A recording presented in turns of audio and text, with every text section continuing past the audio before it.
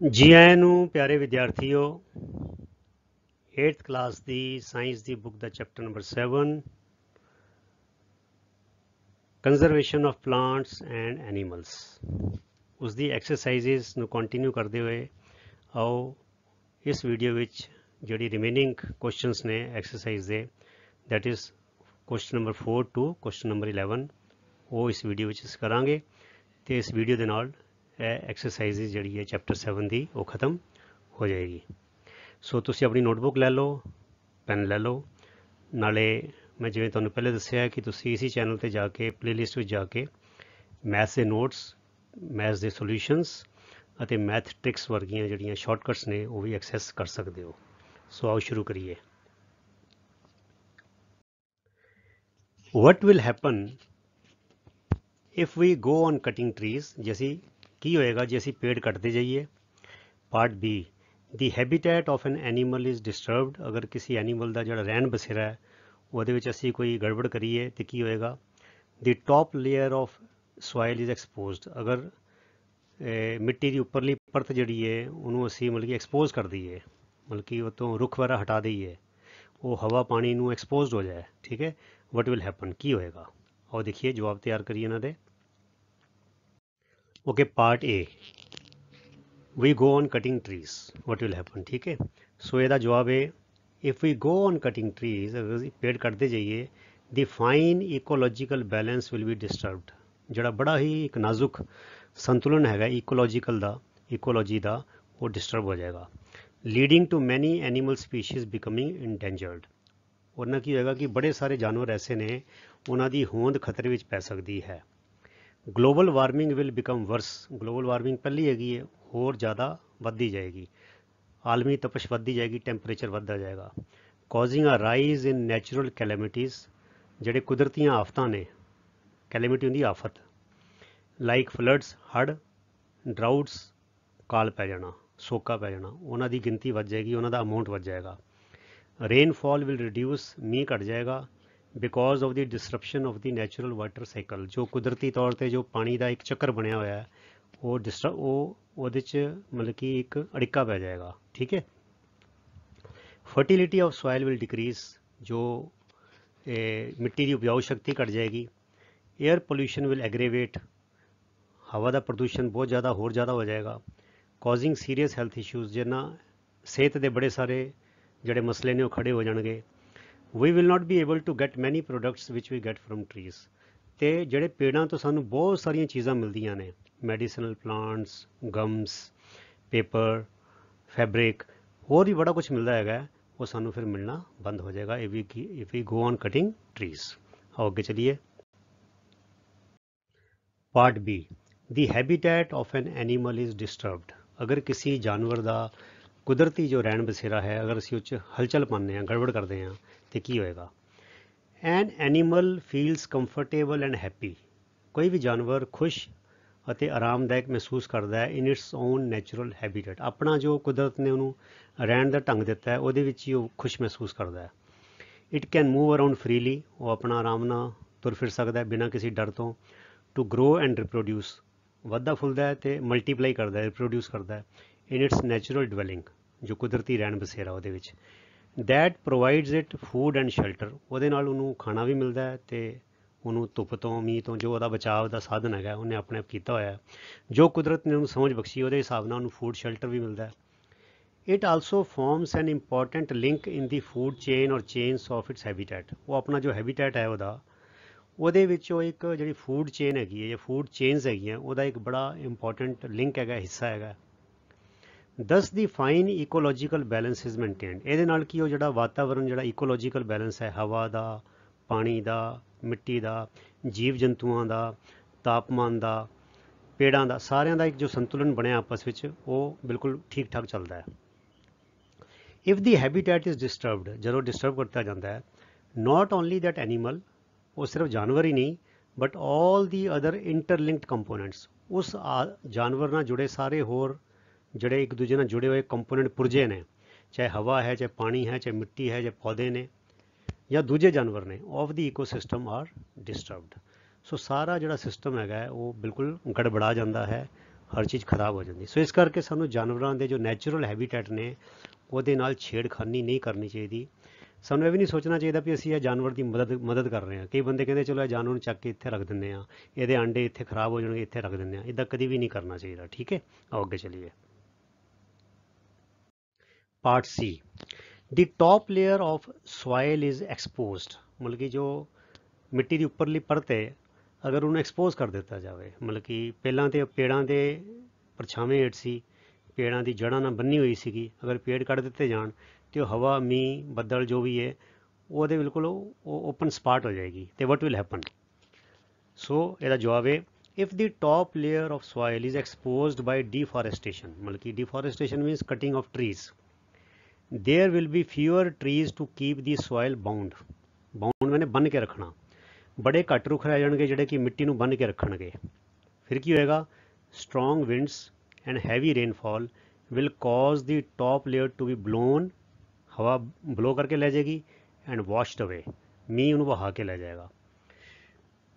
this will expose the lower, ਥੱਲੇ ਵਾਲੀ hard, ਸਖਤ ਐਂਡ ਰੌਕੀ ਪਥਰੀਲੀ ਲੇਅਰਸ। ਉੱਪਰਲੀ ਜਿਹੜੀ ਸੌਫਟ ਮਿੱਟੀ ਉੱਡ ਉੱਡ ਕੇ ਚਲੀ ਜਾਏਗੀ, ਪਾਣੀ ਲੈ ਜਾਏਗਾ, ਮਿੱਟੀ ਲੈ ਜਾਏ, ਹਵਾ ਲੈ ਜਾਏਗੀ, ਤੇ ਥੱਲੇ ਜਿਹੜੀ ਪਥਰੀਲੀ ਸਖਤ ਜ਼ਮੀਨ ਬਾਹਰ ਆ ਜਾਏਗੀ। ਦਿਸ ਸੋਇਲ ਹੈਜ਼ ਲੈਸ ਹਿਊਮਸ, ਇਹ 'ਚ ਹਿਊਮਸ ਨਹੀਂ ਹੁੰਦਾ, ਨਿਊਟ੍ਰੀਸ਼ਨ ਨਹੀਂ ਹੁੰਦਾ, ਮਤਲਬ ਕਿ ਜਿਹੜੇ ਪੌਸ਼ਟਿਕ ਤੱਤ ਨਹੀਂ ਹੁੰਦੇ। ਠੀਕ ਹੈ, ਐਂਡ ਇਜ਼ ਲੈਸ ਫਰਟਾਈਲ, ਇਹ ਉਪਜਾਊ ਵੀ ਨਹੀਂ ਹੁੰਦੀ। ਸੋ ਗ੍ਰੈਜੂਅਲੀ, ਹੌਲੀ ਹੌਲੀ, the fertile land will get converted into deserts. ਇਸ ਤਰ੍ਹਾਂ ਕੀ ਹੋਏਗਾ? ਉਹ ਜ਼ਮੀਨ ਜਿਹੜੀ ਹੈ ਜੋ ਇੱਕ ਟਾਈਮ 'ਚ ਉਪਜਾਊ ਹੈ, ਉਹ ਹੌਲੀ ਹੌਲੀ ਕਰਦੇ ਕਰਦੇ ਉਹ ਰੇਗਿਸਤਾਨ ਜਾਂ ਮਾਰੂਥਲ ਵਿੱਚ ਤਬਦੀਲ ਹੋ ਜਾਏਗੀ, ਕਨਵਰਟ ਹੋ ਜਾਏਗੀ। ਠੀਕ ਹੈ, आओ ਅੱਗੇ ਚਲੀਏ। Question number 5, answer in brief है। 6 पार्ट्स है बच्चों, A B C D E। So let's do them one by one. Okay, part A, why should we conserve biodiversity. सानू बायोडाइवर्सिटी नू क्यों मेनटेन करना चाहिए है? Okay, biodiversity is the variety of organisms existing on the earth. मतलब सारे living organism, चाहे पेड़ पौधे, जी जंत, माइक्रो ऑर्गेनिज्म, जिन्नी भी जिंदगी है, जिन्नी भी लाइफ है सारी, चाहे वो पंछी ने, चाहे कीड़े ने, चाहे जानवर ने, चाहे मनुख है, कोई भी, हर चीज़, चाहे पौधे ने, everything together is known as biodiversity. ठीक है, it also involves their interrelationships. ਇਹ ਸਿਰਫ ਉਹਨਾਂ ਦਾ ਜੀਵ ਜੰਤੂ ਨਹੀਂ, ਉਹਨਾਂ ਦਾ ਆਪਸੀ ਜੋ ਸੰਬੰਧ ਨੇ, ਇੱਕ ਦੂਜੇ ਨਾਲ ਜੋ ਜੋੜ-ਮੇਲ ਬਣਿਆ ਹੋਇਆ ਹੈ।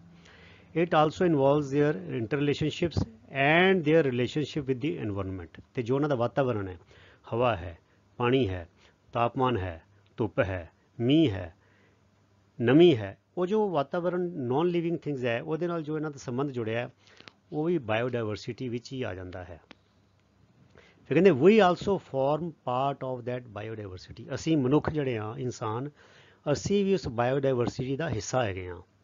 ਆਲ ਦੀ ਪਲਾਂਟਸ, ਸਾਰੇ ਬੂਟੇ, and the animals existing on the ਅਰਥ, ਜਿੰਨੇ ਵੀ ਧਰਤੀ 'ਤੇ ਪੌਦੇ ਨੇ, ਬਨਸਪਤੀ ਹੈ, ਜਾਂ ਜਾਨਵਰ ਨੇ, ਜੀਵ ਜੰਤ ਨੇ, ਪੰਛੀ ਨੇ, ਆਰ ਐਸੈਂਸ਼ੀਅਲ, ਜ਼ਰੂਰੀ ਨੇ, ਫॉर ਦੀ ਵੈਲਬੀਂਗ, ਸਾਡੀ ਵਧੀਆ ਮਤਲਬ ਕਿ ਜ਼ਿੰਦਗੀ ਲਈ, ਐਂਡ ਸਰਵਾਈਵਲ, ਸਾਡੀ ਹੋਂਦ ਲਈ, ਆਫ ਮੈਨਕਾइंड। ਮਨੁੱਖਤਾ ਵਧੀਆ ਢੰਗ ਨਾਲ ਜੀ ਸਕੇ ਅਤੇ ਮਨੁੱਖਤਾ ਜੀਂਦੀ ਰਹਿ ਸਕੇ, ਇਹਦੇ ਲਈ ਇਹ ਸਾਰੇ ਜੀਵ ਜੰਤਾਂ ਦਾ, ਪਸ਼ੂਆਂ ਦਾ, ਪੰਛੀਆਂ ਦਾ, ਪੌਦਿਆਂ ਦਾ ਆਪਣਾ ਆਪਣਾ ਯੋਗਦਾਨ ਹੈ। ਸੋ ਇਹ ਸਾਡਾ ਆਪਣਾ ਫਾਇਦਾ ਹੈ 'ਚ। ਸੋ ਦਸ ਫॉर ਆਵਰ ਓਨ ਗੁੱਡ, ਇਸ ਕਰਕੇ ਸਾਨੂੰ ਆਪਣੇ ਭਲੇ ਲਈ ਵੀ ਸ਼ੁੱਡ ਕੰਜ਼ਰਵ ਬਾਇਓਡਾਇਵਰਸਿਟੀ। ਸਾਨੂੰ ਇਸ ਬਾਇਓਡਾਇਵਰਸਿਟੀ ਜੋ ਕੁਦਰਤ ਨੇ, ਕਾਦਰ ਨੇ ਜੋ ਕੁਦਰਤ ਬਣਾਈ ਹੈ, ਪਰਮਾਤਮਾ ਨੇ ਜੋ ਕੁਦਰਤ ਬਣਾਈ ਹੈ, ਵਾਹਿਗੁਰੂ ਨੇ, ਇਹਨੂੰ ਇਸੀ ਤਰ੍ਹਾਂ ਸਾਂਭ ਕੇ ਰੱਖਣਾ। ਧਰਤੀ ਨੂੰ ਗੰਦਲਾ ਨਾ ਕਰਨਾ, ਪਾਣੀ ਨੂੰ ਗੰਦਲਾ ਨਾ ਕਰਨਾ, ਹਵਾ ਨੂੰ ਗੰਦਲਾ ਨਾ ਕਰਨਾ, ਅਤੇ ਜਾਨਵਰਾਂ ਦੇ ਨਾਲ ਛੇੜਖਾਨੀ ਨਾ ਕਰਨੀ, ਇਹਨਾਂ ਨੂੰ ਇਸੀ ਤਰ੍ਹਾਂ ਰੱਖਣਾ। ਹੁਣ ਪੰਜਾਬ 'ਚ ਮੈਂ ਦੇਖਿਆ ਬੱਚਿਓ, ਕਈ ਲੋਕਾਂ ਨੇ ਜਿਹੜੇ ਆਪਣੇ ਰਵਾਇਤੀ ਜਿਹੜੇ ਰੁੱਖ ਸੀਗੇ ਉਹ ਵੱਢ ਹੀ ਦਿੱਤੇ, ਕਿੱਕਰਾਂ ਖਤਮ ਕਰਤੀਆਂ, ਬੋਹੜ ਖਤਮ ਕਰਤੇ, ਪਿੱਪਲ ਖਤਮ ਕਰਤੇ, ਨਿੰਮ ਖਤਮ ਕਰਤੀ, ਭਖੜੇ ਜਿਹੜੇ ਜਿਹਨਾਂ ਤੋਂ ਬਹੁਤ ਸਾਰੀਆਂ ਦਵਾਈਆਂ ਬਣਦੀਆਂ ਸੀਗੀਆਂ, ਭਖੜੇ ਖਤਮ ਕਰ ਦਿੱਤੇ, ਸਿਰਫ ਲਾਲਚ ਕਰਕੇ ਕਿ ਮੈਂ ਇੱਥੇ ਝੋਨਾ ਬੀਜ ਲਵਾਂ, ਇੱਥੇ ਕਣਕ ਬੀਜ ਲਵਾਂ, ਇੱਥੇ ਚੌਲ ਬੀਜ ਲਵਾਂ, ਮੈਨੂੰ ਹੋਰ ਪੈਸੇ ਆ ਜਾਣਗੇ, ਮੈਨੂੰ ਹੋਰ ਪੈਸੇ ਆ ਜਾਣਗੇ। ਅਤੇ ਇਹਦਾ ਬੇੜਾ ਗਰਕ ਅਸੀਂ ਖੁਦ ਆਪਣੇ ਹੱਥਾਂ ਕਰ ਰਹੇ ਹਾਂ। ਸੋ ਬੱਚਿਓ, ਇਹ ਅਨਪੜ੍ਹਤਾ ਦੀ ਅਤੇ ਜਾਹਿਲਪੁਣੇ ਦੀ ਨਿਸ਼ਾਨੀ ਹੈ। ਅਤੇ ਇਹ ਕਿਤਾਬਾਂ ਪੜ੍ਹ ਕੇ, ਇਹ ਲੈਸਨ ਪੜ੍ਹ ਕੇ, ਸੁਣ ਕੇ ਤੁਸੀਂ ਆਪਣੇ ਜਿਹੜੇ ਵੱਡੇ ਵਡੇਰਿਆਂ ਨੇ ਜਿਹੜੀਆਂ ਮੂਰਖਤਾਵਾਂ ਕੀਤੀਆਂ ਨੇ, ਗਲਤੀਆਂ ਕੀਤੀਆਂ, ਉਹਨਾਂ ਨੂੰ ਸੁਧਾਰਨਾ ਹੈ। ਇਹਨਾਂ ਤੇ ਰੋਕ ਲਗਾਣੀ ਹੈ। ਠੀਕ ਹੈ, ਸੋ ਸਾਨੂੰ ਜੰਗਲ ਵੀ ਮੇਨਟੇਨ ਕਰਨੇ ਚਾਹੀਦੇ। ਹੁਣ ਦੇਖੋ ਪੰਜਾਬ 'ਚ ਜੰਗਲ ਖਤਮ ਹੀ ਹੋ ਗਏ, ਕੋਈ ਜੰਗਲ ਨਹੀਂ ਰਹਿ ਗਿਆ। ਸਾਰੀ ਜਗ੍ਹਾ ਵਾਹ ਵਾਹ ਕੇ ਅਸੀਂ ਇਸ ਗੱਲ ਦਾ ਬੜਾ ਉਹ ਫਖਰ ਕਰਦੇ ਹਾਂ ਕਿ ਜਿਹੜਾ ਪੰਜਾਬ ਹੈਗਾ ਉਹ ਸਾਰੇ ਇੰਡੀਆ ਦਾ ਅੰਨਦਾਤਾ ਹੈਗਾ। ਪਰ ਇਹ ਅੰਨਦਾਤਾ ਬਣ ਕੇ ਪ੍ਰਾਪਤ ਕੀ ਹੋਇਆ? ਪਾਣੀ ਦਾ ਲੈਵਲ ਥੱਲੇ ਚਲਾ ਗਿਆ, ਮਿੱਟੀ ਜ਼ਹਿਰੀਲੀ ਹੋ ਗਈ, ਖਾਦਾਂ ਪਾ ਪਾ ਕੇ ਅਸੀਂ ਆਪਣਾ ਸੱਤਿਆਨਾਸ਼ ਕਰ ਦਿੱਤਾ ਹਰ ਚੀਜ਼ ਦਾ। ਸੋ ਇਹ ਕੋਈ ਵਡਿਆਈ ਵਾਲੀ ਗੱਲ ਨਹੀਂ ਹੈਗੀ। ਜਦ ਇੰਨਾ ਵੱਡਾ ਦੇਸ਼ ਹੈ ਤੇ ਸਾਰੇ ਦੇਸ਼ ਨੂੰ ਐਗਰੀਕਲਚਰ ਵਿੱਚ, ਫਸਲ ਬੀਜਣ ਵਿੱਚ ਆਪਣਾ ਯੋਗਦਾਨ ਪਾਉਣਾ ਚਾਹੀਦਾ।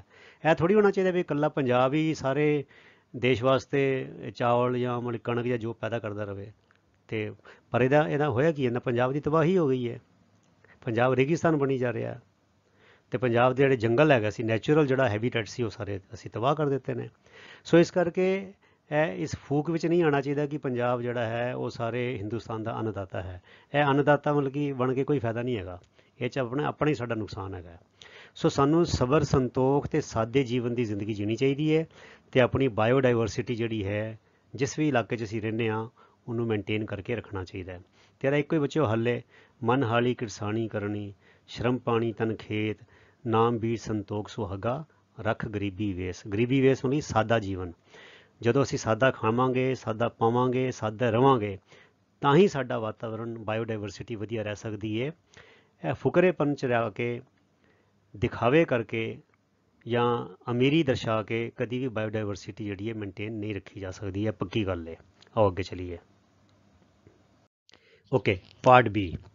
Protected forests are also not completely safe for wild animals. Why? ਕਹਿੰਦੇ ਜਿਹੜੇ ਆਪਣੇ ਫੋਰੈਸਟ ਨੂੰ ਮਤਲਬ ਕਿ ਸਰਕਾਰ ਦੇ ਅਧੀਨ ਪ੍ਰੋਟੈਕਟਿਡ ਰੱਖਿਆ ਗਿਆ ਵੀ ਇਹ ਉਹਨਾਂ ਦੀ ਡੀਮਾਰਕੇਸ਼ਨ ਕੀਤੀ ਹੈ, ਹੱਦਬੰਦੀ ਕੀਤੀ ਗਈ ਹੈ ਵੀ ਇਹ ਜੰਗਲ ਜਿਹੜੇ ਨੇ ਇਹ ਸਰਕਾਰ ਦੀ ਨਿਗਰਾਨੀ ਹੇਠ ਨੇ, ਇੱਥੇ ਤੁਸੀਂ ਇਹ ਨਹੀਂ ਕਰ ਸਕਦੇ, ਇਹ ਨਹੀਂ ਕਰ ਸਕਦੇ, ਇੱਥੇ ਕੁਝ ਕੰਟਰੋਲਡ ਹੈਗੇ ਨੇ, ਹੈ ਨਾ। ਉੱਥੇ ਵੀ ਕਹਿੰਦੇ ਜਾਨਵਰ ਸੇਫ ਨਹੀਂ ਹੈਗੇ, ਸੁਰੱਖਿਅਤ ਨਹੀਂ ਹੈਗੇ। ਕਿਉਂ? ਇਹ ਦੇਖੋ, ਇਹਦਾ ਜਵਾਬ ਹੈ protected forests are also not completely safe. ਪੂਰੀ ਤਰ੍ਹਾਂ ਸੁਰੱਖਿਅਤ ਨਹੀਂ ਹੈਗੇ ਫॉर them, ਜਾਨਵਰਾਂ ਲਈ, because people living near by. ਕਿਉਂਕਿ ਜਿਹੜੇ ਲੋਕ ਉਹਨਾਂ ਦੇ ਜੰਗਲਾਂ ਦੇ ਆਲੇ ਦੁਆਲੇ ਨੇਬਰਹੁੱਡ ਵਿੱਚ ਰਹਿੰਦੇ ਨੇ, ਇਨਕਰੋਚ ਅਪੌਨ them। ਇਨਕਰੋਚ ਹੁੰਦਾ ਬੱਚਿਓ ਇਹ ਘੁਸਪੈਠ ਕਰਨੀ, ਮਤਲਬ ਕਿ ਗੈਰ ਕਾਨੂੰਨੀ ਢੰਗ ਦੇ ਨਾਲ ਲੁੱਕ ਕੇ ਵਿੱਚ ਵੜ ਜਾਂਦੇ ਨੇ ਜੰਗਲਾਂ ਦੇ। ਠੀਕ ਹੈ, ਐਂਡ ਡਿਸਟਰੋਏ them, ਤੇ ਉਹਨਾਂ ਦਾ ਜੰਗਲਾਂ ਦਾ ਸੱਤਿਆਨਾਸ਼ ਕਰਦੇ ਨੇ। ਡਰਿਵਨ ਬਾਈ ਗਰੀਡ। ਡਰਿਵਨ ਬਾਈ ਮੈਨੇ ਪ੍ਰੇਰਿਤ ਹੋ ਕੇ, ਲਾਲਚ ਤੋਂ ਪ੍ਰੇਰਿਤ ਹੋ ਕੇ। ਐਂਡ ਲਿਓਰ ਮੈਨੇ ਲਾਲਚ, ਆਫ ਈਜ਼ੀ ਮਨੀ, ਸੌਖਾ ਪੈਸਾ। They indulge in poaching and felling of trees. ਉਹ ਜਾਨਵਰਾਂ ਨੂੰ ਮਾਰਦੇ ਨੇ, ਉਹ ਫਿਰ ਜਾਨਵਰਾਂ ਦੇ ਕਹਿੰਦੇ ਦੰਦ ਜਿਹੜੇ ਉਹ ਸਮਗਲਿੰਗ ਹੁੰਦੀ ਹੈ, ਸਿੰਘ ਸਮਗਲਿੰਗ ਹੁੰਦੀ ਹੈ, ਚਮੜੀ ਸਮਗਲਿੰਗ ਹੁੰਦੀ ਹੈ, ਉਹਨਾਂ ਦੇ ਹੋਰ ਜਿਹੜੇ ਕਈ ਅੰਗ ਨੇ ਉਹਨਾਂ ਬਾਰੇ ਕੋਈ ਦਵਾਈਆਂ ਬਣਦੀਆਂ, ਕਈ ਲੋਕਾਂ ਨੂੰ ਵਹਿਮ ਭਰਮ ਵੀ ਹੈਗੇ ਨੇ ਬੜੇ, ਕੋਈ ਜਾਦੂ ਟੂਣੇ ਕਰਦੇ ਨੇ। ਸੋ ਉਹਨਾਂ ਦੀ ਕੋਈ ਡਿਮਾਂਡ ਹੁੰਦੀ ਹੈ ਅਤੇ ਉਹ ਲੋਕ ਫਿਰ ਜਾਨਵਰਾਂ ਨੂੰ ਮਾਰ ਕੇ ਉਹਨਾਂ ਦੀ ਸਮਗਲਿੰਗ ਕਰਦੇ ਨੇ ਵੀ ਪੈਸਾ ਮਿਲ ਜਾਏਗਾ। ਐਂਡ ਫੈਲਿੰਗ ਆਫ ਟਰੀਜ਼, ਅਤੇ ਪੇੜ ਕੱਟਦੇ ਨੇ ਹੈਗੇ ਨੇ। ਸਾਨੂੰ ਪਤਾ ਸਾਊਥ ਵਿੱਚ, ਕਰਨਾਟਕਾ ਵਿੱਚ ਉਹ ਹੁਣ ਮਾਰਿਆ ਗਿਆ ਜਿਹੜਾ ਬੰਦਾ ਸੀਗਾ ਵੀਰੱਪਨ, ਉਹ ਕੀ ਕਰਦਾ ਸੀਗਾ, ਉਹ ਚੰਦਨ ਦੀ ਲੱਕੜਾਂ ਦੀ ਸਮਗਲਿੰਗ ਕਰਦਾ ਹੁੰਦਾ, ਚੰਦਨ ਦੀ ਲੱਕੜ ਵੱਢਦਾ ਸੀਗਾ। ਠੀਕ ਹੈ ਨਾ। ਸੋ ਇਸ ਤਰ੍ਹਾਂ ਮਤਲਬ ਕਿ ਉਹ ਜਿਹੜੇ ਜਾਨਵਰ ਹੈਗੇ ਨੇ ਪ੍ਰੋਟੈਕਟਿਡ ਏਰੀਆ, ਪ੍ਰੋਟੈਕਟਿਡ ਫੋਰੈਸਟ ਵਿੱਚ ਵੀ ਉਹ ਕੰਪਲੀਟਲੀ ਸੇਫ ਨਹੀਂ ਹੈਗੇ, ਕਿਉਂਕਿ ਬਿਕੋਜ਼ ਆਫ ਦੀ ਕਰਪਟ, ਜਿਹੜੇ ਭ੍ਰਿਸ਼ਟ ਜਿਹੜੇ ਅਫਸਰ ਹੈਗੇ ਨੇ ਉਹ ਨਾਲ ਰਲੇ ਹੁੰਦੇ ਨੇ, ਉਹਨਾਂ ਨੂੰ ਵੀ ਹਿੱਸਾ ਮਿਲਦਾ ਹੈ। ਸੋ ਇਸ ਕਰਕੇ ਇਹ ਸਾਰੀਆਂ ਸਮੱਸਿਆਵਾਂ ਹੈਗੀਆਂ। ਆਓ ਅੱਗੇ ਚਲੀਏ। Okay, part C. Some tribals depend on the jungle. How? ਕਾਫੀ ਸਾਰੇ ਕਬੀਲੇ ਐਸੇ ਨੇ ਜਿਹੜੇ ਕਿ ਜੰਗਲ 'ਤੇ ਨਿਰਭਰ ਕਰਦੇ ਨੇ। ਕਿਵੇਂ? ਦੇਖੋ, ਮੈਨੀ ਟਰਾਈਬਲਸ ਲਿਵ ਇਨ ਜੰਗਲਸ। ਬੜੇ ਸਾਰੇ ਕਬੀਲੇ ਜੰਗਲਾਂ 'ਚ ਰਹਿੰਦੇ ਨੇ।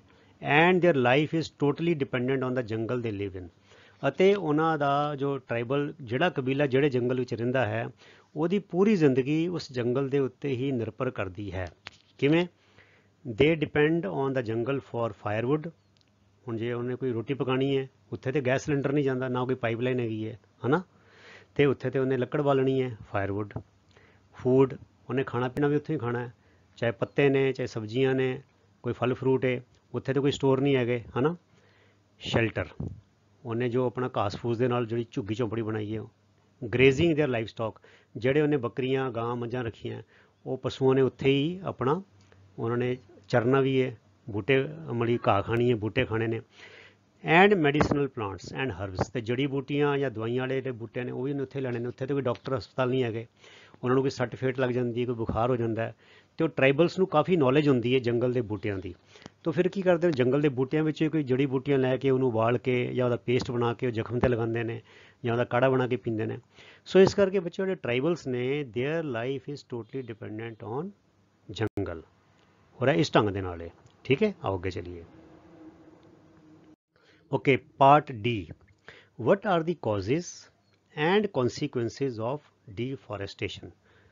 डिफॉरेस्टेशन है जंगलों की तबाही, ਇਹਦੇ ਕੀ ਕਾਰਨ ਨੇ कॉजेज एंड कॉन्सीक्वेंसिस, ਇਹਦੇ ਨਤੀਜੇ ਕੀ ਨਿਕਲ ਰਹੇ ਨੇ, ਸਿੱਟੇ, ਮਤਲਬ ਕਿ what is happening because of deforestation. So ਇਹਨੂੰ ਦੋ ਸਲਾਈਡਾਂ ਵਿੱਚ ਕਰਾਂਗੇ, ਪਹਿਲੇ ਪਾਰਟ ਵਿੱਚ ਕੌਜ਼ਿਜ਼, ਦੂਜੇ ਪਾਰਟ ਵਿੱਚ consequences. So causes of deforestation are acquiring land for cultivation, ਬੰਦੇ ਨੂੰ ਲੱਗਦਾ ਕਿ ਮੈਂ ਪੇੜ ਜੰਗਲ ਵੱਢ ਕੇ ਇੱਥੇ ਮੈਂ ਖੇਤੀ ਕਰ ਲੈਣਾ ਹੈ ਨਾ, ਉਹਦੇ ਵਾਸਤੇ। ਫਿਰ ਕੰਸਟਰਕਟਿੰਗ ਹਾਊਸਿਜ਼ ਐਂਡ ਫੈਕਟਰੀਜ਼, ਫਿਰ ਬੰਦਾ ਸੋਚਦਾ ਕਿ ਇੱਥੇ ਮੈਂ ਪੇੜ ਵੱਢ ਕੇ ਇੱਥੇ ਮੈਂ ਕੋਠੀਆਂ ਬਣਾ ਲੈਣਾ, ਇੱਥੇ ਅਪਾਰਟਮੈਂਟਸ ਬਣਾ ਲੈਣਾ ਜਾਂ ਕੋਈ ਫੈਕਟਰੀ ਬਣਾ ਲੈਣਾ, ਉਹਦੇ ਕਰਕੇ ਵੀ ਡੀਫੋਰੈਸਟੇਸ਼ਨ ਹੁੰਦਾ ਹੈ। ਮੇਕਿੰਗ ਫਰਨੀਚਰ ਔਰ ਯੂਜ਼ਿੰਗ ਵੁੱਡ ਐਜ਼ ਫਿਊਲ, ਫਿਰ ਕਹਿੰਦੇ ਵੀ ਚਲੋ ਲੱਕੜ ਪੇੜ ਵੱਢ ਦਿਓ, ਇਹਨੂੰ ਆਪਣੇ ਬਾਲਣ ਲਈ ਫਿਊਲ ਵਾਸਤੇ ਯੂਜ਼ ਹੋ ਜਾਏਗਾ, ਜਾਂ ਫਰਨੀਚਰ ਵਾਸਤੇ ਜਾਂ ਕੋਈ ਲੱਕੜ ਦੇ ਪ੍ਰੋਡਕਟਸ ਬਣਾਉਣੇ ਨੇ ਉਹਦੇ ਲਈ ਕੰਮ ਆ ਜਾਏਗਾ। ਤੇ ਇੱਕ ਦੂਜਾ ਅਗਲਾ ਕਾਜ਼ ਹੈਗਾ natural causes such as forest fires and severe droughts. ਜਦੋਂ ਕੋਈ ਬਹੁਤ ਲੰਬਾ ਸੋਕਾ ਪੈ ਜਾਏ, ਫੈਮਿਨ ਹੋ ਜਾਏ, ਮੀਂਹ ਨਾ ਪਵੇ, ਤਦ ਵੀ ਬੂਟੇ ਸੁੱਕ ਕੇ ਮਰ ਜਾਂਦੇ ਨੇ। ਫੋਰੈਸਟ ਫਾਇਰਸ, ਕਦੀ ਅੱਗ ਲੱਗ ਜਾਂਦੀ ਜੰਗਲੀ ਅੱਗ, ਤੇ ਉਹਦੇ ਵਿੱਚ ਕਾਫੀ ਸਾਰੇ ਜਿਹੜੇ ਪੌਦੇ ਨੇ, ਰੁੱਖ ਨੇ, ਉਹ ਜਲ ਕੇ ਸੜ ਕੇ ਤਬਾਹ ਹੋ ਜਾਂਦੇ ਨੇ। So these are the causes of deforestation. ਠੀਕ ਹੈ, ਆਓ ਅੱਗੇ ਚਲੀਏ ਹੁਣ consequences. Okay, consequences of deforestation are, ਪਹਿਲਾ ਹੈਗਾ ਗਲੋਬਲ ਵਾਰਮਿੰਗ, ਦੂਜਾ disruption of water cycle and reduced rainfall, water cycle disrupt ਹੋ ਜਾਂਦਾ ਹੈ, ਬਾਰਿਸ਼ ਘਟ ਜਾਂਦੀ ਹੈ। ਏਅਰ ਐਂਡ ਨੋਇਜ਼ ਪੋਲਿਊਸ਼ਨ ਹੈ ਵੱਧਦਾ ਹੈ। ਸੋਇਲ ਇਰੋਜਨ ਐਂਡ ਡੈਜ਼ਰਟੀਫਿਕੇਸ਼ਨ, ਮਾਰੂਥਲ ਬਣ ਜਾਂਦੇ ਨੇ। Natural calamities like floods and droughts, ਹੜ੍ਹ ਅਤੇ ਸੋਕਾ। Disruption of food chains and ecological balance, ਉਹ ਡਿਸਟਰਬ ਹੋ ਜਾਂਦਾ। ਡੈਮੇਜ ਟੂ ਬਾਇਓਡਾਈਵਰਸਿਟੀ, ਤੇ ਜਿਹੜੀ ਬਾਇਓਡਾਈਵਰਸਿਟੀ ਹੈ ਉਹ ਵੀ ਖਰਾਬ ਹੁੰਦੀ ਹੈ। ਸੋ ਇਹ ਬੱਚੇ ਬੜੇ ਸੌਖੇ ਜਿਹੇ ਸਿੰਪਲ ਬਰੀਫ ਵਿੱਚ ਲਿਖਣਾ ਸੀਗਾ ਅਸੀਂ। ਇਹਦੇ ਬਾਰੇ ਅਲੱਗ-ਅਲੱਗ ਟੌਪਿਕ ਵਿੱਚ ਅਸੀਂ ਪਹਿਲੇ ਡਿਟੇਲ ਵਿੱਚ ਵੀ ਅਸੀਂ ਡਿਸਕਸ ਕਰ ਚੁੱਕੇ ਹਾਂ, ਹੈ ਨਾ, ਇਨ ਦੀ ਐਕਸਰਸਾਈਜ਼ ਇਟਸੈਲਫ ਆਇਆ, ਨੋਟਸ ਵਿੱਚ ਵੀ ਡਿਸਕਸ ਕਰ ਚੁੱਕੇ ਹਾਂ। But we have to write here only briefly about the consequences. So ਅਸੀਂ ਕੌਨਸੀਕੁਐਂਸਿਸ ਇਸ ਤਰ੍ਹਾਂ ਲਿਸਟ ਕਰਕੇ ਲਿਖ ਦੇਣੇ ਨੇ। ਠੀਕ ਹੈ, ਆਓ ਅੱਗੇ ਚਲੀਏ। What is red data book. So red data book is the source book which keeps ਆ record of all the ਇੰਡੇਂਜਰਡ animals and plants. ਜਿਹੜੇ ਐਨੀਮਲਸ, ਜਿਹੜੇ ਪੌਦੇ ਖਤਮ ਹੋਣ ਕਿਨਾਰੇ ਨੇ, ਇੰਡੇਂਜਰਡ ਹੈਗੇ ਨੇ, ਮਤਲਬ ਖਤਰੇ, ਉਹਨਾਂ ਦੀ ਹੋਣ ਖਤਰੇ 'ਚ, ਉਹਦਾ ਇਹ ਰਿਕਾਰਡ ਰੱਖਦੇ ਨੇ ਬੁੱਕ ਜਿਹੜੀ ਹੈਗੀ ਹੈ। This book is maintained internationally by an organization named International Union for Conservation of Nature, IUCN। ਇੱਕ ਸੰਸਥਾ ਹੈਗੀ ਹੈ International Union for Conservation of Nature. ਇਹ ਸੰਸਥਾ ਜਿਹੜੀ ਹੈ ਉਹ ਇਸ ਰੈੱਡ ਡਾਟਾ ਬੁੱਕ ਨੂੰ ਪੂਰਾ ਮੇਨਟੇਨ ਕਰਦੀ ਹੈ। ਠੀਕ ਹੈ, India also maintains red data book for plants and animals found in India. ਤੇ ਹਰ ਕੰਟਰੀ ਦੀ ਆਪਣੀ ਆਪਣੀ ਰੈੱਡ ਬੁੱਕ ਹੈਗੀ ਹੈ, and they are members of IUCN, ਤੇ they share all the information and data with the organization also. So ਇਹਨਾਂ ਦੇ ਜੋ ਸਿਸਟਮ ਬਣਿਆ ਹੋਇਆ, ਇਹਨਾਂ ਦੇ ਆਫੀਸ਼ੀਅਲਸ ਹੋਣਗੇ। ਸੋ ਦੇ keep in touch with each other and ਦੇ exchange all the information. So India ਨੇ ਵੀ ਆਪਣੀ ਇੱਕ ਰੈੱਡ ਡਾਟਾ ਬੁੱਕ ਰੱਖੀ ਹੋਈ ਹੈ, ਜਿਹਦੇ ਵਿੱਚ we maintain the list of plants and animals which are on the verge of being extinct. ਠੀਕ ਹੈ, ਔਰ ਇੰਡੇਂਜਰਡ ਸਪੀਸ਼ੀਜ਼। ਸੋ ਇਸੇ ਤਰ੍ਹਾਂ ਆਲ ਕੰਟਰੀਜ਼ ਕੀਪ, ਤੇ ਇੱਕ ਇੰਟਰਨੈਸ਼ਨਲ ਜਿਹੜੀ ਯੂਨੀਅਨ ਹੈਗੀ ਹੈ, ਸੰਸਥਾ ਹੈਗੀ ਹੈ, this keeps a track of all the plants and animals which are endangered all over the world globally. ਆਓ ਅੱਗੇ ਚਲੀਏ। F, what do you understand by the term migration? ठीक है, आओ देखिए। The phenomenon of movement of a species from its own habitat, ਆਪਣੇ ਰਹਿਣ ਬਸੇਰੇ ਤੋਂ, ਜਿੱਥੇ ਜਾਨਵਰ ਰਹਿੰਦਾ ਹੈ, ਉੱਥੋਂ ਦੀ ਕਿਤੇ ਹੋਰ ਚਲੇ ਜਾਣਾ, to some other habitat for a particular time period, ਕਿਸੇ ਖਾਸ ਸਾਲ ਵਿੱਚ, ਖਾਸ ਮਹੀਨਿਆਂ ਵਿੱਚ, every year, ਹਰ ਸਾਲ, for a specific purpose, ਕਿਸੇ ਖਾਸ ਕੰਮ ਲਈ, like breeding, breeding ਹੁੰਦਾ ਬੱਚੇ ਮਲਟੀਪਲਾਈ ਹੋਣਾ, ਬੱਚਿਆਂ ਦਾ ਜਨਮ ਹੋਣਾ ਹੋ ਗਿਆ, is called migration। ਇਹਨੂੰ ਮਾਈਗ੍ਰੇਸ਼ਨ ਕਿਹਾ ਜਾਂਦਾ ਹੈ। Many birds fly to far away areas every year, ਬੜੇ ਸਾਰੇ ਪੰਛੀ ਦੂਰ ਦੂਰ ਉੜ ਕੇ ਜਾਂਦੇ ਨੇ ਹਰ ਸਾਲ, during a particular time for laying eggs, ਆਂਡੇ ਦੇਣ ਲਈ। As the weather in their natural habitat becomes very cold and inhospitable. ਕਿਉਂਕਿ ਜਿਹੜਾ ਮੌਸਮ ਉਹਨਾਂ ਦਾ ਨੈਚੁਰਲ ਹੈਬੀਟੇਟ ਹੈ, ਜਿੱਥੇ ਉਹ ਰਹਿੰਦੇ ਨੇ, ਉੱਥੇ ਠੰਡ ਬਹੁਤ ਜ਼ਿਆਦਾ ਹੋ ਜਾਂਦੀ ਹੈ, ਬਰਫ਼ ਜੰਮ ਜਾਂਦੀ ਹੈ, ਐਂਡ ਇਨਹੋਸਪੀਟੇਬਲ ਮਤਲਬ ਰਹਿਣ ਯੋਗ ਨਹੀਂ ਰਹਿ ਜਾਂਦਾ, ਬੜਾ ਮੁਸ਼ਕਿਲ ਹੈ ਉੱਥੇ। Such birds are known as migratory birds. ਇਹੋ ਜਿਹੇ ਪੰਛੀਆਂ ਨੂੰ ਫਿਰ ਮਾਈਗ੍ਰੇਟਰੀ ਬਰਡਸ ਕਿਹਾ ਜਾਂਦਾ ਹੈ। ਜਾਂ ਹੋਰ ਸਪੀਸ਼ੀਜ਼ ਹੋਣਗੇ, ਇੱਦਾਂ ਮੱਛੀਆਂ ਦਾ ਵੀ ਹੁੰਦਾ, ਸੀ ਵਾਟਰ ਵਿੱਚ ਵੀ ਇਸ ਤਰ੍ਹਾਂ ਹੁੰਦਾ ਹੈ। So they are known as migratory species, migratory under water animals. ਠੀਕ ਹੈ, ਸੋ ਡਿਪੈਂਡ ਕਰਦਾ, ਇਸ ਤਰ੍ਹਾਂ ਬੜੀ ਕੈਟੇਗਰੀਆਂ ਹੈਗੀਆਂ। Migratory birds is the most common example which we all know, ਕਿਉਂਕਿ ਸਾਡੇ ਇੰਡੀਆ ਵਿੱਚ ਸਾਈਬੀਰੀਆ ਤੋਂ ਬੜੇ ਸਾਰੇ ਜਾਨਵਰ ਠੰਡ ਵਿੱਚ ਇੱਥੇ ਆਉਂਦੇ ਨੇ। ਠੀਕ ਹੈ, ਆਓ ਅੱਗੇ ਚਲੀਏ। Question number 6. In order to meet the ever increasing demand in factories and for shelter, trees are being continually cut. Is it justified to cut trees for such projects? Discuss and prepare a brief report. ਕਹਿੰਦੇ ਵੀ ਜਿਹੜੀ ਵੱਧਦੀ ਹੋਈ demand ਹੈਗੀ ਹੈ, population ਵੱਧ ਰਹੀ ਹੈ, ਫੈਕਟਰੀਆਂ ਦੀ ਡਿਮਾਂਡ ਵੱਧ ਰਹੀ ਹੈ, ਘਰਾਂ ਦੀ ਡਿਮਾਂਡ ਵੱਧ ਰਹੀ ਹੈ, ਇਸ ਕਰਕੇ ਜਿਹੜੇ ਪੇੜ ਨੇ, ਰੁੱਖ ਨੇ, ਉਹ ਲਗਾਤਾਰ ਕੱਟੇ ਜਾ ਰਹੇ ਨੇ। ਕਹਿੰਦੇ ਇਜ਼ ਇਟ ਜਸਟੀਫਾਈਡ ਕਿ ਇਹੋ ਜਿਹੇ ਕੰਮਾਂ ਲਈ, ਫੈਕਟਰੀਆਂ ਬਣਾਉਣ ਲਈ, ਘਰ ਬਣਾਉਣ ਲਈ ਰੁੱਖਾਂ ਨੂੰ ਵੱਢਣਾ ਕੀ ਹੈ, ਸਹੀ ਹੈ, ਜਾਇਜ਼ ਹੈ? ਕਹਿੰਦੇ ਇਹਦੇ ਬਾਰੇ ਚਰਚਾ ਕਰੋ ਅਤੇ ਇੱਕ ਸੰਖੇਪ ਜਿਹੀ ਰਿਪੋਰਟ ਤਿਆਰ ਕਰੋ। ਆਓ ਇਹਦਾ ਜਵਾਬ ਦਈਏ। ਨੋ, ਇਟ ਇਜ਼ ਨਾਟ ਜਸਟੀਫਾਈਡ। ਇਹ ਜਾਇਜ਼ ਨਹੀਂ ਹੈ ਟੂ ਕੱਟ ਟਰੀਜ਼, ਪੇੜਾਂ ਨੂੰ ਕੱਟਣਾ, to meet the ever increasing demand. ਬੱਚੇ ਉੱਥੇ ਡਿਮਾਂਡ ਲਿਖ ਲੈਣਾ, ਡਿਮਾਂਡ ਮਿਸ ਹੋ ਗਿਆ।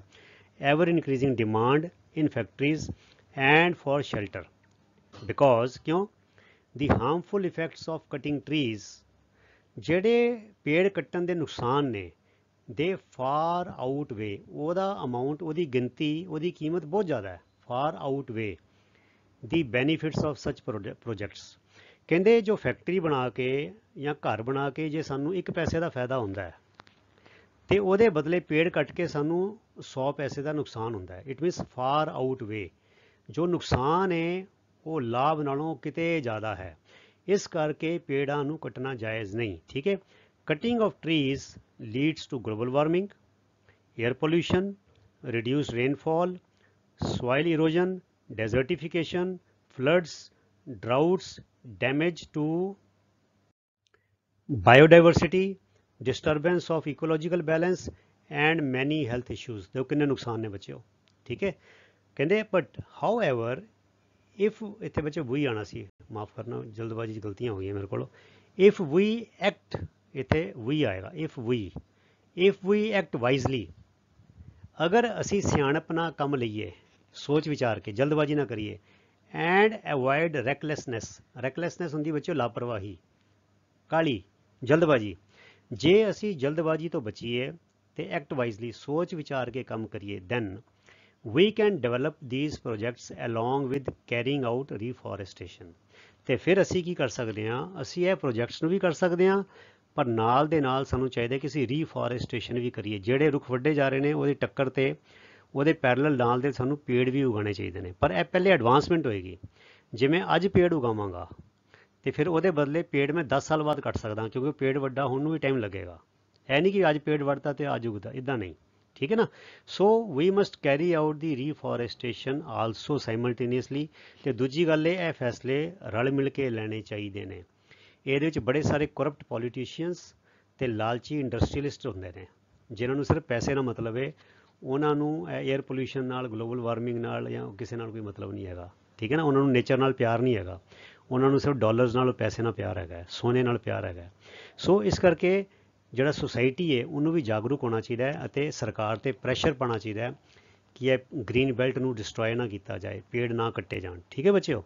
ਸੋ ਇਸ ਕਰਕੇ ਇਹ ਪੇੜ ਕੱਟ ਕੇ ਕਹੋ ਜੀ ਇਹ ਤਰੱਕੀ ਹੋ ਰਹੀ ਹੈ, ਪ੍ਰੋਗਰੈਸ ਹੋ ਰਹੀ ਹੈ, ਸਾਡੀ GDP ਵੱਧ ਰਹੀ ਹੈ, ਇਹ ਸਾਰੀਆਂ ਬੇਕਾਰ ਦੀਆਂ ਗੱਲਾਂ ਨੇ। ਠੀਕ ਹੈ, ਇਹਨਾਂ ਦਾ ਨੁਕਸਾਨ ਬਹੁਤ ਜ਼ਿਆਦਾ ਹੈਗਾ। ਠੀਕ ਹੈ, ਆਓ ਅੱਗੇ ਚਲੀਏ। Okay, question number 7, how can you contribute ਮੈਨਾਂ ਯੋਗਦਾਨ ਪਾਣਾ, to the maintenance of green wealth of your locality. ਤੁਸੀਂ ਆਪਣੇ ਇਲਾਕੇ ਦੀ ਜੋ ਗ੍ਰੀਨ ਵੈਲਥ ਹੈ, ਮਤਲਬ ਕਿ ਜੋ ਗ੍ਰੀਨ ਬੈਲਟ ਹੈ, ਪੌਦੇ ਨੇ, ਗ੍ਰੀਨਰੀ ਹੈ, ਉਹਦੇ ਵਿੱਚ ਆਪਣਾ ਯੋਗਦਾਨ ਕਿਵੇਂ ਪਾ ਸਕਦੇ ਹੋ ਆਪਣੇ ਇਲਾਕੇ ਵਿੱਚ। Make a list of actions to be taken by you. ਜਿਹੜੇ ਐਕਸ਼ਨ ਤੁਸੀਂ ਲਓਗੇ ਉਹਦੇ ਬਾਰੇ ਇੱਕ ਸੂਚੀ ਤਿਆਰ ਕਰੋ। ਸੋ ਬੱਚੇ ਮੈਂ ਤਿਆਰ ਕਰ ਦਿੱਤੀ ਹੈ। ਤੁਸੀਂ ਖੁਦ ਵੀ ਸੋਚੋ, ਜੋ ਮੇਰੇ ਦਿਮਾਗ 'ਚ ਆਇਆ ਮੈਂ ਲਿਖ ਦਿੱਤਾ ਹੈ, ਬਾਕੀ ਤੁਸੀਂ ਵੀ ਸੋਚੋ, ਇੰਡੀਪੈਂਡੈਂਟਲੀ ਸੋਚੋ, ਠੀਕ ਹੈ। ਅਸੀਂ ਬੱਚੇ ਸਿਰਫ ਰੱਟੇ ਨਹੀਂ ਲਗਾਉਣੇ, ਅਸੀਂ ਉਹ ਕੰਮ ਕਰਨੇ ਨੇ ਜੋ ਅਸੀਂ ਇੰਪਲੀਮੈਂਟ ਵੀ ਕਰ ਸਕਦੇ ਹਾਂ ਉਹਨਾਂ ਨੂੰ, ਠੀਕ ਹੈ, ਉਹ ਆਈਡੀਆ ਦੇਣਾ ਹੈ। I can contribute to the maintenance of green wealth of my locality in following ways। ਮੈਂ ਹੇਠ ਲਿਖੇ ਤਰੀਕਿਆਂ ਦੇ ਨਾਲ ਆਪਣੇ ਇਲਾਕੇ ਦਾ ਜੋ ਗ੍ਰੀਨ ਵੈਲਥ ਹੈਗੀ ਹੈ, ਜੋ ਹਰਿਆਲੀ ਹੈ, ਉਹਦੇ ਬਾਰੇ ਮੈਂ ਆਪਣਾ ਯੋਗਦਾਨ ਪਾ ਸਕਦਾ। ਕਿਵੇਂ? ਬਾਈ ਪਲਾਂਟਿੰਗ ਐਂਡ ਨਰਚਰਿੰਗ। ਨਰਚਰਿੰਗ ਹੁੰਦੀ ਪਾਲਣਾ ਪੋਸ਼ਣਾ ਕਰਨਾ, ਐ ਨਹੀਂ ਕਿ ਬੂਟਾ ਲਾਤਾ ਤੇ ਘਰ ਆ ਗਏ, ਖਤਮ ਹੋ ਗਿਆ, ਉਸ ਤੋਂ ਬਾਅਦ ਗਏ ਹੀ ਨਹੀਂ, ਫਿਰ ਬੂਟਾ ਸੁੱਕ ਵੀ ਗਿਆ। ਮਲੀ ਬਾਈ ਪਲਾਂਟਿੰਗ ਐਂਡ ਨਰਚਰਿੰਗ, ਫਿਰ ਉਹਨੂੰ ਪਾਲਣਾ ਪੋਸ਼ਣਾ ਵੀ ਕਰਨੀ ਹੈ, ਉਹਦੀ ਗੋਡੀ ਕਰਨੀ ਹੈ, ਉਹਨੂੰ ਪਾਣੀ ਵੀ ਦੇਣਾ ਵਿੱਚ ਜਾ ਕੇ, ਠੀਕ ਹੈ। So by planting and nurturing trees and motivating others to do so. ਅਤੇ ਦੂਜਿਆਂ ਨੂੰ ਵੀ ਇਹੋ ਜਿਹਾ ਕਰਨ ਲਈ ਪ੍ਰੇਰਨਾ ਦੇਵਾਂਗਾ, ਮੈਂ ਦੇ ਸਕਦਾ ਇਹ ਕਰਕੇ। ਮੈਂ ਬੂਟੇ ਲਾ ਸਕਦਾ, ਬੂਟਿਆਂ ਨੂੰ ਵੱਡਾ ਕਰ ਸਕਦਾ, ਅਤੇ ਦੂਜਿਆਂ ਨੂੰ ਵੀ ਇਸ ਕਰਨ ਲਈ ਪ੍ਰੇਰ ਸਕਦਾ, ਠੀਕ ਹੈ, ਮੋਟੀਵੇਟ। ਫਿਰ by creating awareness among others. Awareness ਹੁੰਦੀ ਜਾਗਰੂਕਤਾ ਲਿਆਉਣੀ, ਅਮੰਗ ਅਦਰਸ ਦੂਜਿਆਂ ਵਿੱਚ। ਕਿਉਂਕਿ ਹੁਣ ਮੈਂ ਪੜ੍ਹ ਲਿਖ ਗਿਆ, ਮੈਂ ਕਿਤਾਬ ਪੜ੍ਹੀ ਹੈ, ਮੈਂ ਲੈਸਨ ਪੜ੍ਹਿਆ, ਹੁਣ ਗੱਲ ਮੈਨੂੰ ਸਮਝ ਆ ਗਈ ਹੈ, ਇਹ ਗਿਆਨ ਇਹ ਜਾਣਕਾਰੀ ਮੈਂ ਦੂਜਿਆਂ ਨਾਲ ਸਾਂਝੀ ਕਰ ਸਕਦਾ, ਆਪਣੇ ਬਜ਼ੁਰਗਾਂ ਨੂੰ ਦੱਸ ਸਕਦਾ, ਆਪਣੇ ਦੋਸਤਾਂ ਨੂੰ ਦੱਸ ਸਕਦਾ। I can share with them, so I can make them aware by creating awareness among them about the importance of trees and clean air. ਸਾਫ਼ ਹਵਾ ਅਤੇ ਬੂਟਿਆਂ ਦੀ ਕੀ ਮਹੱਤਤਾ ਹੈ, ਇਹਦੇ ਬਾਰੇ ਮੈਂ ਉਹਨਾਂ ਦੇ ਨਾਲ ਚਰਚਾ ਕਰ ਸਕਦਾ, ਉਹਨਾਂ ਨੂੰ ਜਾਗਰੂਕ ਕਰ ਸਕਦਾ। ਅੱਗੇ ਚਲੀਏ। ਦੂਜੀ ਗੱਲ, ਬਾਈ ਸੈਗਰੀਗੇਟਿੰਗ ਦੀ garbage into biodegradable and non biodegradable categories.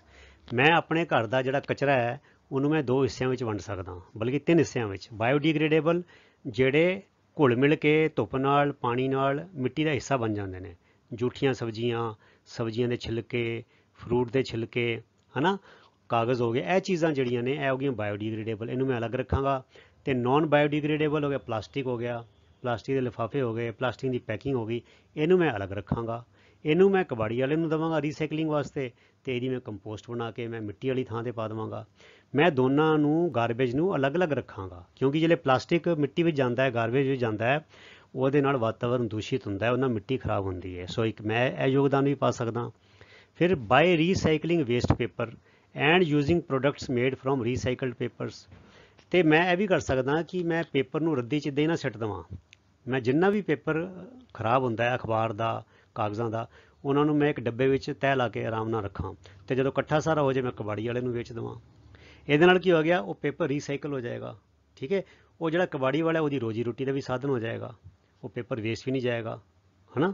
ਸੋ ਮੈਨੂੰ ਵੀ ਥੋੜ੍ਹੇ ਪੈਸੇ ਮਿਲ ਜਾਣਗੇ, ਕਬਾੜੀ ਵਾਲਾ ਵੀ ਪੈਸੇ ਕਮਾ ਲਏਗਾ, ਅਤੇ ਪੇਪਰ ਰੀਸਾਈਕਲ ਵੀ ਹੋ ਜਾਏਗਾ। ਅਤੇ ਜਦੋਂ ਮੈਂ ਬਾਜ਼ਾਰ ਜਾਵਾਂ ਅਤੇ ਜੇ ਮੈਨੂੰ ਲੱਗਦਾ ਹੈ ਕਿ ਬਾਜ਼ਾਰ ਵਿੱਚ 2 ਚੀਜ਼ਾਂ ਵਿਕ ਰਹੀਆਂ, ਇੱਕ ਫਰੈਸ਼ ਪੇਪਰ ਤੋਂ ਅਤੇ ਇੱਕ ਰੀਸਾਈਕਲਡ ਪੇਪਰ ਤੋਂ, ਅਤੇ ਮੈਂ ਕੋਸ਼ਿਸ਼ ਕਰਾਂਗਾ ਕਿ ਮੈਂ ਰੀਸਾਈਕਲਡ ਪੇਪਰ ਤੋਂ ਬਣੀਆਂ ਚੀਜ਼ਾਂ ਖਰੀਦਾਂਗਾ, ਕਿਉਂਕਿ ਜਦੋਂ ਮੈਂ ਰੀਸਾਈਕਲਡ ਪੇਪਰ ਤੋਂ ਬਣੀ ਚੀਜ਼ ਖਰੀਦਾਂਗਾ, ਉਹ ਦੁਕਾਨ ਵਾਲਾ ਫਿਰ ਹੋਰ ਲੈ ਕੇ ਆਏਗਾ, ਡਿਮਾਂਡ ਵਧੇਗੀ, ਅਤੇ ਫਿਰ ਰੀਸਾਈਕਲਿੰਗ ਵੀ ਹੋਏਗੀ, ਇੱਦਾਂ ਫਿਰ ਗੱਲ ਫੈਲਦੀ ਜਾਏਗੀ।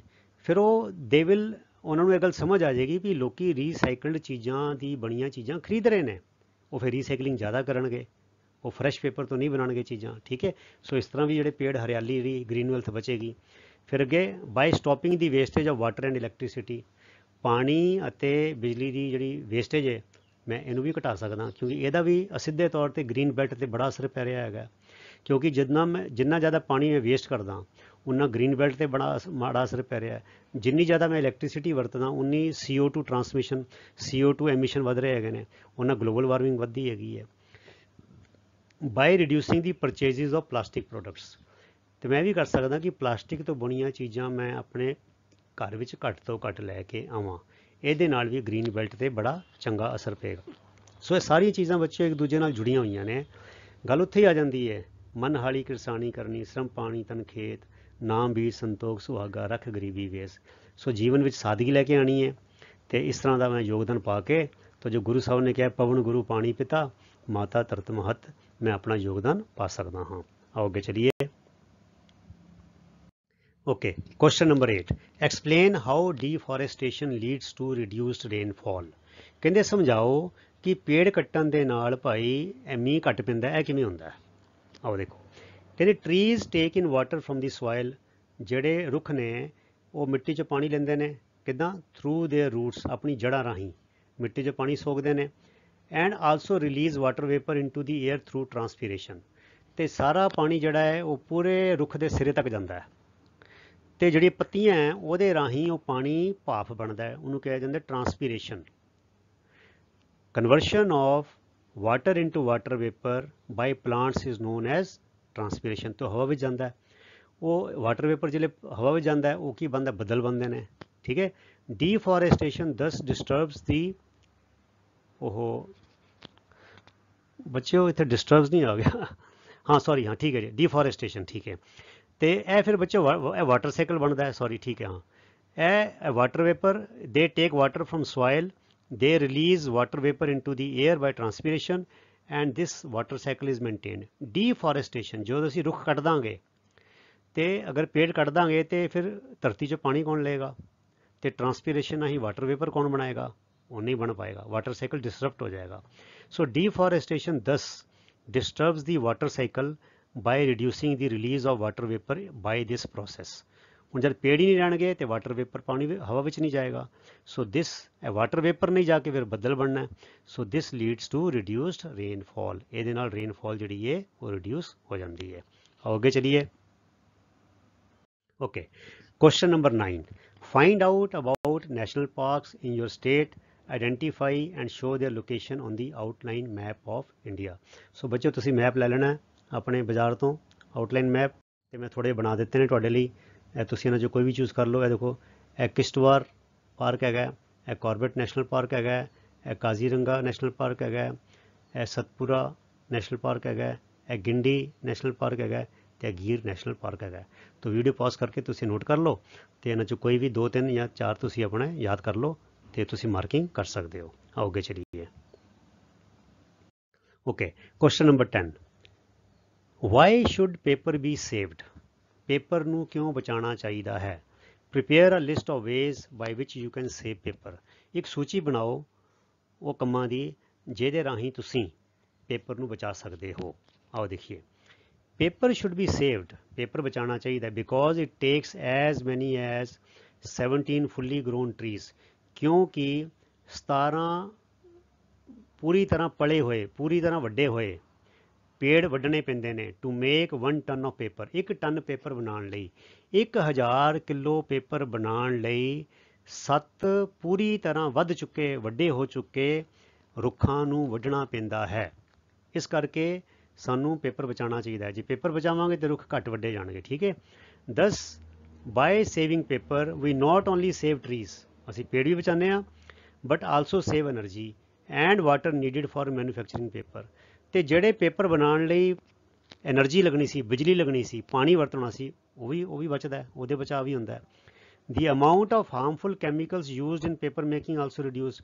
ਤੇ ਪੇਪਰ ਐਵੇਂ ਦੇ ਨਹੀਂ ਬਣ ਜਾਂਦੇ, ਪੇਪਰ ਬਣਾਉਣ ਲਈ ਵੀ ਕੈਮੀਕਲ ਵਰਤੇ ਜਾਂਦੇ ਨੇ ਤੇ ਉਹ ਕੈਮੀਕਲਸ ਦੀ ਵਰਤੋਂ ਵੀ ਘੱਟ ਜਾਏਗੀ।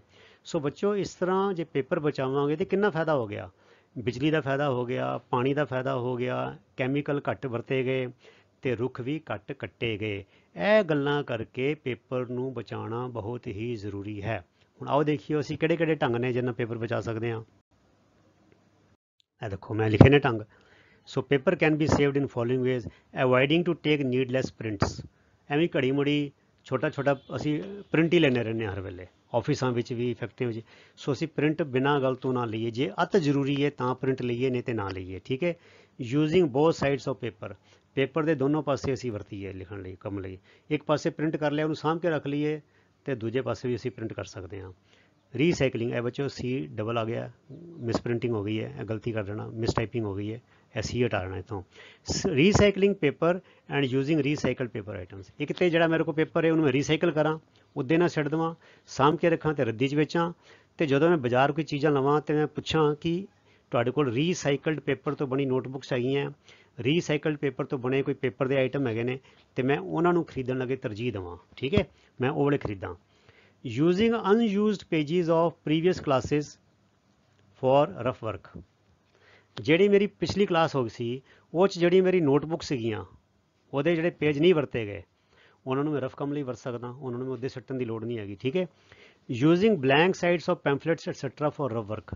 ਅਖਬਾਰਾਂ ਵਿੱਚ ਬੱਚੋ ਪੈਂਫਲੇਟ ਆਉਂਦੇ ਨੇ ਬੜੇ ਸਾਰੇ, मैं देखता वो पैंफलेट ਜਿਹੜੇ ਨੇ ਨਾ ਉਹ ਇੱਕ ਪਾਸੇ ਛਪਿਆ ਹੁੰਦਾ ਉਹਨਾਂ ਦੀ ਮਸ਼ਹੂਰੀ, ਦੂਜੇ ਪਾਸੇ ਖਾਲੀ ਹੁੰਦੇ ਨੇ। ਮੈਂ ਕੀ ਕਰਦਾ ਹਾਲੇ ਵੀ ਮੈਂ ਸਾਰੇ ਪੇਜ ਛੱਡਦਾ ਨਹੀਂ ਹੈਗਾ। ਮੈਂ ਅਖਬਾਰਾਂ ਚਾਹੇ ਸਾਰੇ ਪੇਜ ਜਿਹੜੇ ਪੈਂਫਲੇਟ ਹੈਗੇ ਨੇ ਮਸ਼ਹੂਰੀ ਦੇ, ਮੈਂ ਸਾਂਭ ਕੇ ਰੱਖ ਲੈਂਦਾ।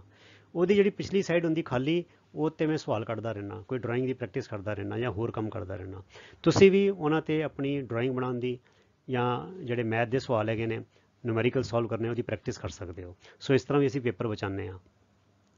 ਯੂਜ਼ਿੰਗ ਬੁੱਕਸ ਕੇਅਰਫੁਲੀ, ਕਿਤਾਬਾਂ ਨੂੰ ਬੜੇ ਧਿਆਨ ਨਾਲ ਵਰਤਣਾ, ਸਾਂਭ ਸੰਭਾਲ ਕੇ ਵਰਤਣਾ, ਸੋ ਦੈਟ ਦੇ remain in good condition for ਲੌਂਗਰ, ਤਾਂ ਕਿ ਉਹ ਵਧੀਆ ਹਾਲਤ ਵਿੱਚ ਲੰਬੇ ਸਮੇਂ ਲਈ ਰਹਿਣ ਐਂਡ ਕੈਨ ਬੀ ਰੀਯੂਜ਼ਡ, ਕੋਈ ਹੋਰ ਵੀ ਵਰਤ ਸਕੇ। ਮੈਂ ਦੇਖਦਾ ਬੱਚੇ ਕਿਤਾਬਾਂ ਲਿਆਉਂਦੇ ਨੇ, ਮੋੜਦੇ ਤੋੜਦੇ ਨੇ, ਉਹ ਹਾਲੇ ਉਹਨਾਂ ਦਾ ਸਾਲ ਵੀ ਨਹੀਂ ਪੂਰਾ ਹੋ ਜਾਂਦਾ, 1.5-2 ਮਹੀਨੇ 'ਚ ਕਿਤਾਬਾਂ ਫਟ ਜਾਂਦੀਆਂ।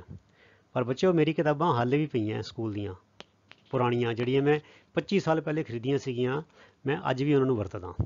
ਲੋੜ ਪੈਂਦੀ ਉਹ 'ਚ ਡਿਕਸ਼ਨਰੀਆਂ ਹੈਗੀਆਂ, ਕੁਛ ਇੰਗਲਿਸ਼ ਦੀ ਬੁੱਕਸ ਹੈਗੀਆਂ, ਕੁਛ ਹੋਰ ਬੁੱਕਸ ਹੈਗੀਆਂ, ਮੇਰੇ ਘਰ ਤਾਂ ਬੜੀ ਸਾਰੀ ਬੁੱਕਸ ਪਈਆਂ।